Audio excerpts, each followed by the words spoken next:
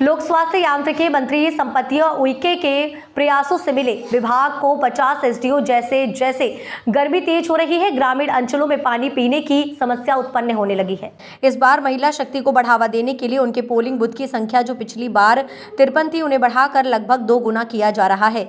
जिला कलेक्टर संदीप माकिन और एसपी वीरेंद्र मिश्रा ने सोमवार को पत्रकारों से चर्चा की। उन्होंने बताया कि जो उम्र दराज लोग 80 साल के घर बैठे ही मतदान कर सकते हैं, उनकी उम्र में भी 5 साल का इजाफा किया गया है, यानी 85 साल की उम्र के लोग घर से ही मतदान कर सकते हैं। इसी तरह दिव्यांग जनों के लिए भी अलग व्यवस्था की गई है। मीडिया कर्मियों से आदर्श आचार संहिता के लागू होने के साथ ही इस दौरान चुनाव प्रभावित करने वाले लोगों को सामाजिक तत्वों, फरार और स्थायी वारंटी के अलावा जिले के बाहर के लोगों पर विशेष निगाह रखने की बात अफसरों ने कही है। पुलिस अधीक्षक वीरेंद्र मिश्रा ने कहा कि प्रशासन ने जिले के विभिन्न नाकों पर चेकिंग व्यवस्था शुरू कर दी है। जिला प्रशासन का कहना है कि आदर्श आचार संहिता का पूरी तरह पालन किया जाएगा। राजनीतिक दलों का भी इसके लिए कोड ऑफ कंडक्ट की जानकारी साझा कर दी गई है। यहाँ पे जिस तरीके से पूरे दतिया ज़िले में 605 हमारे ऐसे ग्राम हैं जिसमें हमारे पीएचई के माध्यम से 452 ऐसे गांव हैं जिसकी स्वीकृति मिली हुई है। और मैंने पूरी बैठक में अवलोकन की जिस पे अच्छा काम है। पूर्व में 78 काम थे, वो पूर्व के थे, पर अभी जो स्वीकृति मिली है वो 452 ग्राम की मिली हुई है और लगभग यहाँ पे 87% काम हो गए। और मैं बहुत ही बधाई देती हूँ हमारे सभी वर्करों को, सभी हमारे जनप्रतिनिधियों को कि सबके सहयोग से बहुत अच्छे काम हुए हैं। और जनमन योजना के तहत पे भी यहाँ पे बहुत अच्छा काम हुए हैं। मुझे बहुत प्रसन्नता है कि माननीय यशस्वी प्रधानमंत्री जी ने जिस तरीक़े से हमारी पिछड़ी जनजाति ऐसे वर्ग के लिए उन्होंने एक स्पेशल योजना का लॉन्च किया और बहुत कम समय में हमारी ये योजना अच्छा सफल हुआ। और मुझे ऐसा लग रहा है कि होली तक हमारे दतिया के 100% जनमन योजनाओं में हो जाएंगे और मुझे बहुत प्रसन्नता हुई।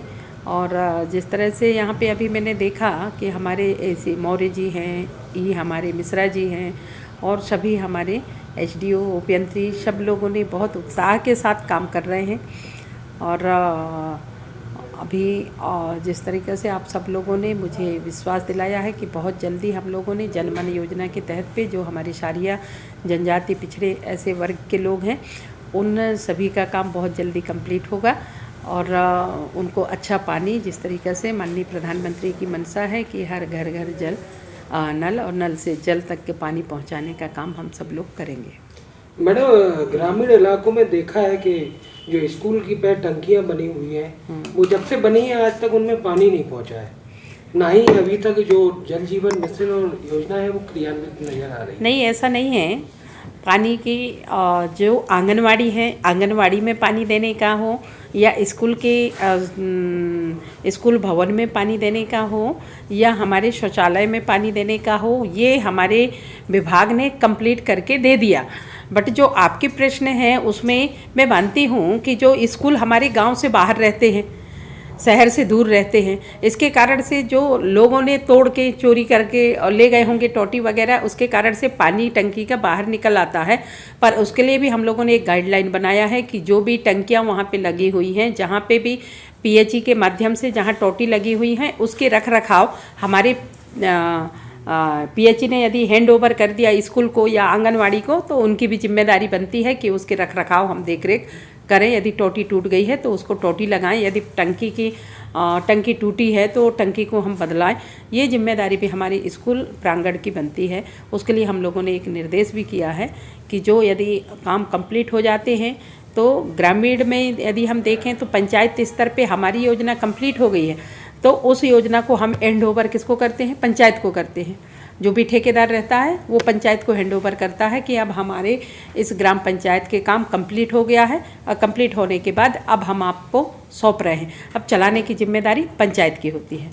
मैडम, कुछ टंकियां भी अभी अधूरी पड़ी हैं और काफ़ी समय उनका निकल भी चुका है, क्या ठेकेदार? मैंने जैसे कहा कि 2020 में ये योजना का शुभारंभ हुआ, 2019 में शुभारंभ हुआ 15 अगस्त को, और 15 अगस्त 2019 को माननीय यशस्वी प्रधानमंत्री जी ने लाल किले से इसकी घोषणा किए थे और मध्य प्रदेश में 2020 में इसका शुभारंभ हुआ।